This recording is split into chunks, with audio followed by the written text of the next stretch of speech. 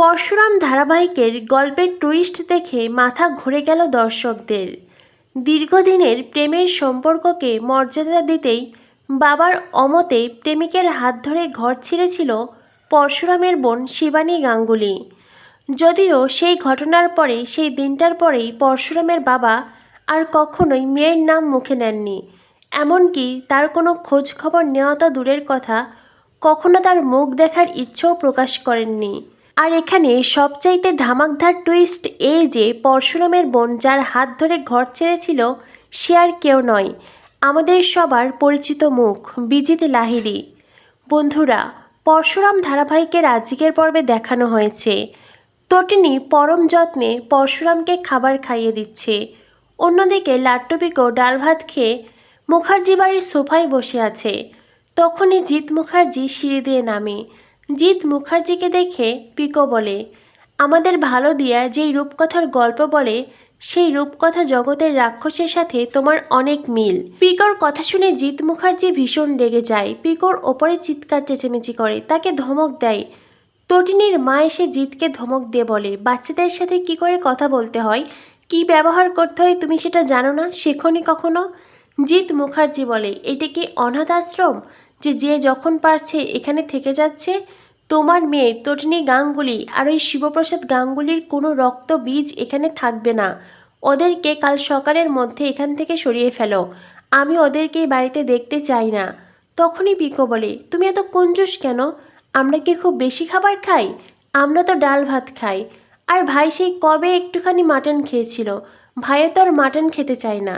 তবে তুমি এত রেগে যাচ্ছ কেন? যেটা শুনে জিৎ মুখার্জি আরও বেশি রেগে যায়। জিৎ মুখার্জি তটিনীকে কল করে। তটিনী সে সময় শিবপ্রসাদকে খাইয়ে দিচ্ছিল। ছোটকার কল পেয়ে তটিনী ফোন রিসিভ করতেই ফোনের ওপাশ থেকে জিৎ মুখার্জি বলে, আমি জিৎ মুখার্জি বলছি, তোর ছেলে মেয়েকে বাড়ি থেকে নিয়ে যা। এটা কোনো অনাথ আশ্রম নয় যে তুই তোর ছেলে মেয়েকে এখানে রেখে যাবি। কি ভেবেছিস এই বাড়িতে থাকলে ভালো খেতে পারবে, ভালো পড়তে পারবে, দামি স্কুলে পড়বে, অনেক বিলাসিতার মধ্যে থাকবে, সেজন্যই রেখে গিয়েছিস তাই না? তখনই তটিনী বলে, ছোটকা এভাবে কেন কথা বলছো? জিৎ মুখার্জি বলে, যা বলছি একদম ঠিক বলছি, তোর ছেলে মেয়েকে এখান থেকে নিয়ে যাবি কাল সকালের মধ্যে। তটিনী বলে, আমার সন্তানেরা ওই বাড়িতেই থাকবে, ভুলে যেও না ওটা আমার বাবার বাড়ি, ওই বাড়িতে আমারও অধিকার আছে। তখনই জিৎ মুখার্জি তটিনীকে বলে, কাল কোর্টে বিজিতের কেসের ডেট আছে, কাল বিজিতের জামিন হবে, মনে রাখিস 1 মাঘে শীত যায় না।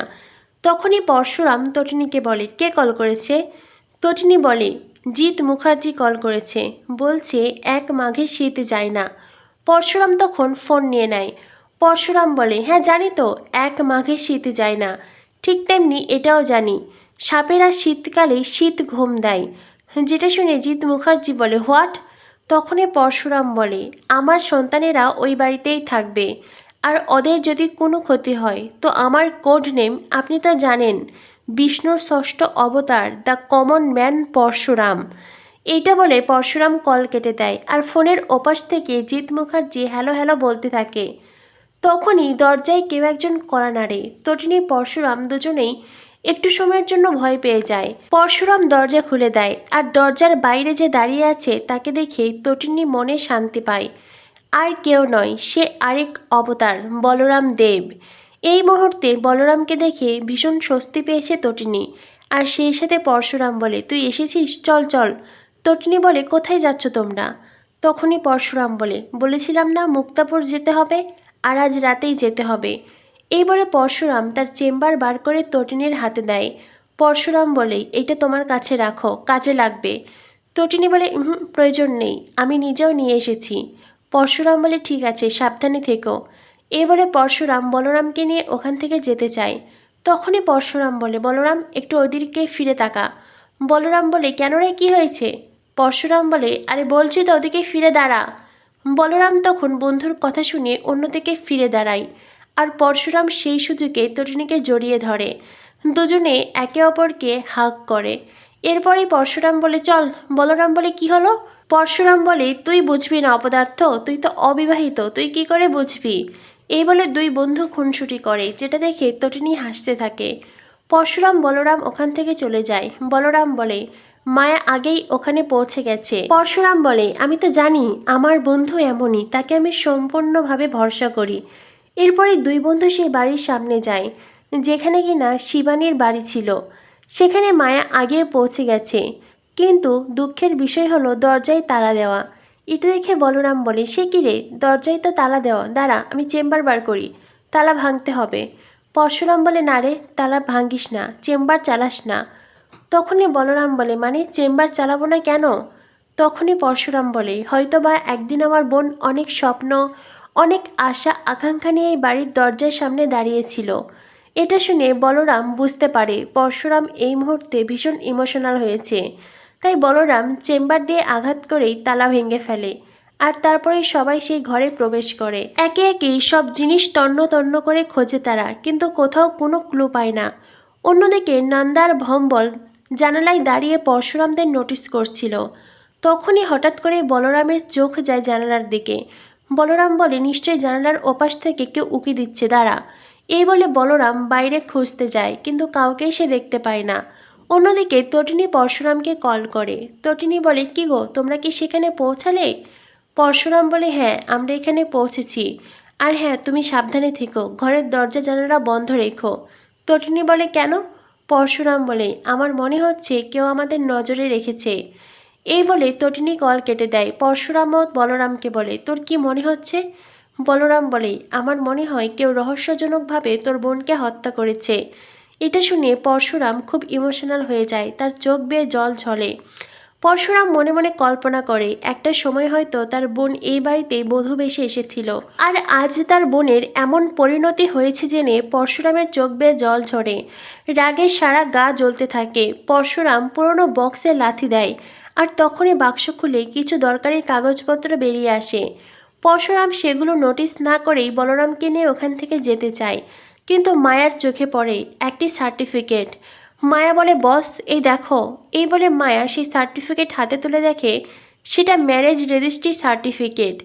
যেটা দেখে মায়া অবাক হয়ে যায়। সেখানে শিবানীর নাম লেখা আছে, আর বিজং বলে একজনের নাম লেখা আছে। যদিও শিবানীর বরের ছবিটা ঝাপসা, অনেক পুরনো কাগজ, অযত্নে পড়েছিল, তাই শিবানীর পাশে যে লোকটির ছবি আছে তা নষ্ট হয়েছে। তাই পরশুরাম জানতে পারে না তার বোনের কার সাথে বিয়ে হয়েছিল, বা সেই লোকটির আসল পরিচয় কী।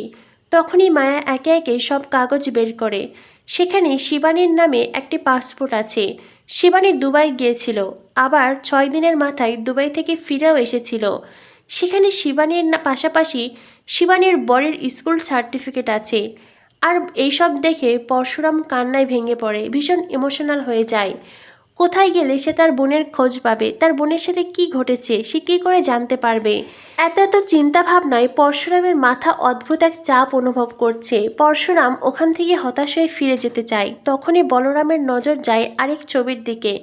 যেই ছবি হাতে নিয়ে বলরাম অবাক হয়ে যায়। বলরাম বলে, ও মাই গড। তখনই পরশুরাম বলে, বলরাম কে কে ছবিতে তুই কাকে দেখতে পাচ্ছিস? কী হলো, উত্তর দে বলরাম। তখনই বলরাম ছবি পরশুরামের দিকে ধরে, আর আমরা সবাই দেখতে পাই ছবির লোকটি আর কেউ নয়, স্বয়ং বিজিত লাহিড়ী।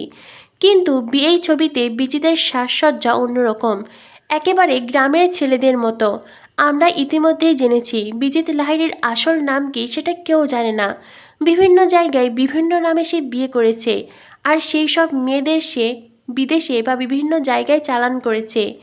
আর এইসব আশঙ্কার কথা ভেবেই পরশুরাম রাগে ফেটে যায়, চিৎকার করে ওঠে। আর বিজিত লাহিড়ী বলে, অন্যদিকে আগামী পর্বে দেখানো হবে তটিনী লাট্টুবিকোর সাথে কথা বলছিল। তটিনী বলে, গ্রাম থেকে আমি তোমাদের জন্য ফ্রেশ ফিশ নিয়ে যাব। তখনই তটিনী জলের ছায়ায় দেখতে পাই পিছনের থেকে তাকে গ্রামের কিছু লোক অ্যাটাক করছে, যারা কিনা গামছা দিয়ে নিজেদের মুখ ঢেকে রেখেছে।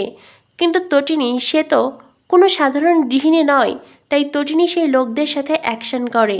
আর একটা সময় পরে চেম্বার তাদের মাথায় তাক করে। তটিনী বলে, বল তোদের কে পাঠিয়েছে, নইলে শেষ করে ফেলবো। তখনই সেখানে আসে পরশুরাম। পরশুরাম বলে, ওদেরকে শেষ করো না। তো বন্ধুরা, বুঝতেই পারছো পরশুরাম ধারাবাহিকের বর্তমান টুইস্ট তুঙ্গে। এই বিজিত লাহিড়ী অনেক বড় ক্রিমিনাল সেটা আমরা জানি, তবে বিজিত যে পরশুরামের বোন শিবানীর লাইফ নষ্ট করেছে এটা পরিষ্কার। তবে বিজিত শিবানীর সাথে কি করেছে সেটা জানতে হলে দেখতে হবে পরশুরাম ধারাবাহিক। আর পরশুরাম ধারাবাহিকের সকল আপডেট পেতে আমাদের সাথেই থেকো। ধন্যবাদ সবাইকে।